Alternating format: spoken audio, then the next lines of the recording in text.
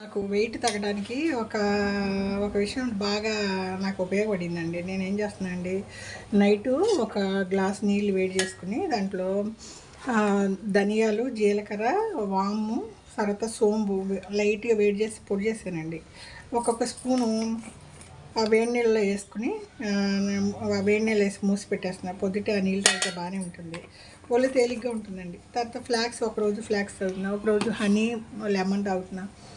సరే ఇదివరకు ఖాళీ ఉండేది కదండీ. ఏదో ఆ ఉరుకులు పరుగులు ఆళ్ళకి లంచ్‌లు కట్టను, ఈళ్ళని ఆఫీసులకి పంపను, ఆ పిల్లల్ని చూడను, ఈ ఇంట్లో వాళ్ళకేం కావాలి, ఈళ్ళకేం కావాలి పరుగులు తీశానండి. ఇప్పుడు నా కోసం నేను పొద్దుట డైట్‌కి ఏం తినాలి, పొద్దుట మన కాళ్ళ నొప్పులు, ఒళ్ళు తగ్గడానికి ఏం చేయాలి, దానికోసం నైటు కొంచెం ప్రిపేర్ అవుతున్నా.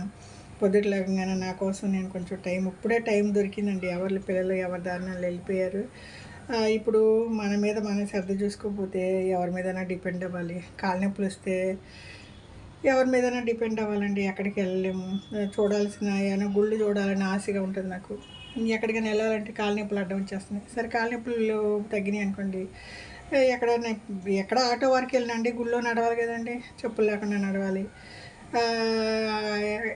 కొన్ని గుళ్ళు చాలా పెద్దగా ఉంటాయి. ఆశగా చూడాలనిపిస్తది.